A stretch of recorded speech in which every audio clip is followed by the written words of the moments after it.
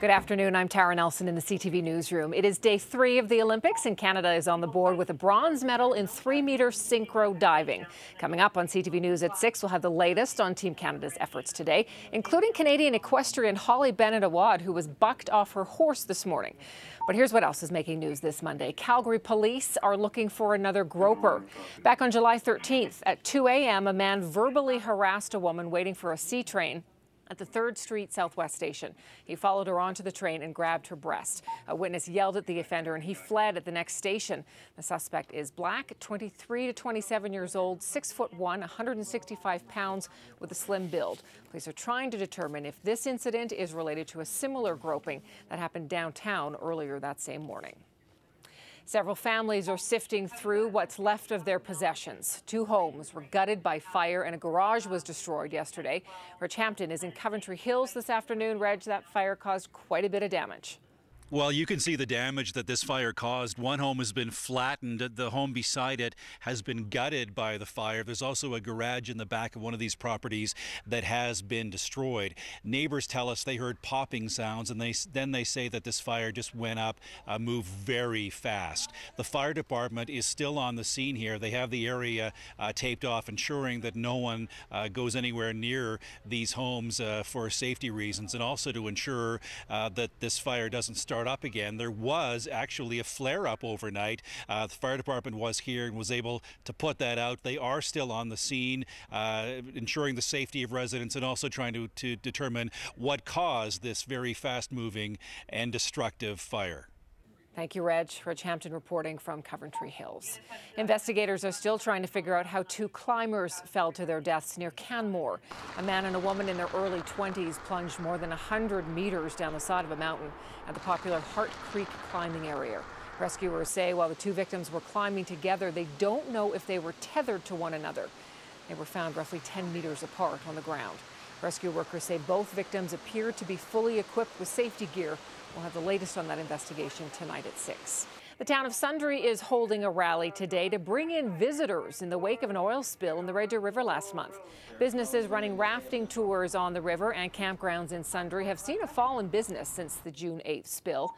A pipe burst and leaked oil into the river near the town, but it was downstream and Sundre saw no impact except to its tourism industry.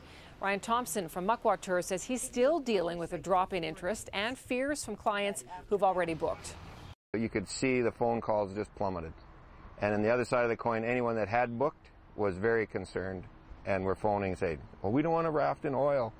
I said, well, we don't either, but the spill is nowhere near us. The Sundre Chamber of Commerce is also advertising its fishing, camping and restaurant industries. The man accused of one of America's worst mass shootings, 24-year-old James Holmes, has been formally charged. Holmes allegedly shot and killed a dozen people and injured dozens of others in a Colorado movie theater earlier this month. Leanne Gregg reports. James Holmes officially knows what he faces in connection with the shooting deaths of 12 people, injuries of 58 others, and for booby-trapping his apartment allegedly with the intent to kill. A 142-count indictment. It includes 2 counts of first-degree murder for each of the 12 victims killed. One for premeditated murder, the other for extreme indifference. Attorneys also argued whether a notebook Holmes allegedly mailed to his psychiatrist before the shooting should be allowed as evidence. Unconfirmed reports say the notebook contains plans for the massacre. Defense attorneys say it's privileged doctor-patient communication. As for seeking the death penalty, prosecutors want input from victims' families and survivors before announcing a decision. The bullet went straight into my arm. Pierce O'Farrell was shot 3 times and said he thought he was going to die. What I felt in that movie theater was very much darkness and evil. Recently released from the hospital, O'Farrell told his church congregation he opposes the death penalty and has a message for the alleged gunman. I want to say, James, I forgive you. I want you to know that at least one person in that theater forgives you. Forgiveness from one of the many whose lives were changed that night.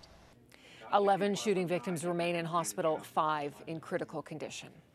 Well, you may know him as Bylaw Bill. Bill Bruce is Calgary's bylaw boss, and after more than 31 years of enforcing the law for the city of Calgary, Bruce is retiring.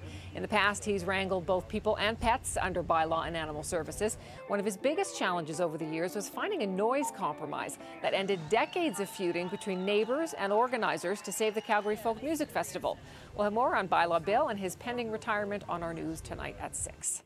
And of course, tune into CTV throughout the day for the latest Olympic coverage. You'll find news updates all day at ctvcalgary.ca and the very latest, of course, tonight on CTV News at 6.